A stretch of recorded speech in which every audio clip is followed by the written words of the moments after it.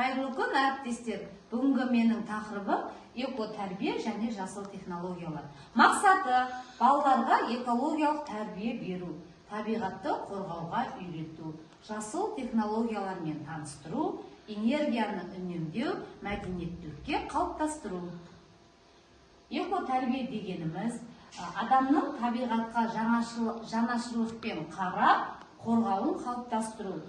Негізгі мақсаттары қоршаған ортаны қорғау, табиғатты ластамау, табиғатты аялау, экологиялық сауаттылықты арттыру және жауапкершілікпен қалыптастыру.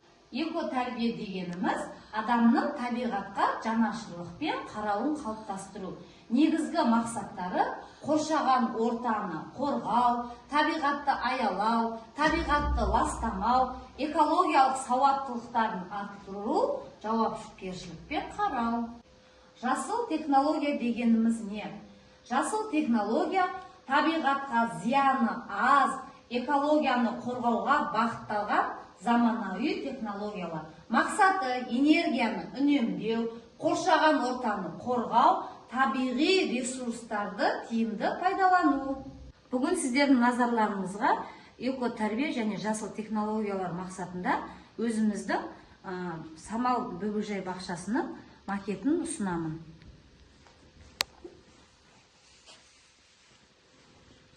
Бұл макетімізде балаларға табиғатты қорғауды, экологиялық мәдениетті және заманауи жасыл технологияларды үйретуге арналған. Макетте болашақ экологиялық таза балабақша бейнеленген.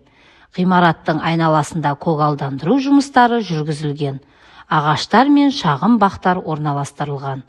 Бұл балалардың табиғатпен жақын өсіп, қоршаған ортаны аялауына ықпал етеді. Жобада бірнеше жасыл технология қолданылды. Біріншіден, күн панельдері орнатылған. Олар күн энергиясын пайдаланып, электр қуатын үнемдеуге мүмкіндік береді. Екіншіден, жел генераторы бейнеленген. Желден алынатын энергия экология зиянсыз таза қуат көзі болып табылады. Сонымен қатар қоқысты сұрыптау аймағы да көрсетілген.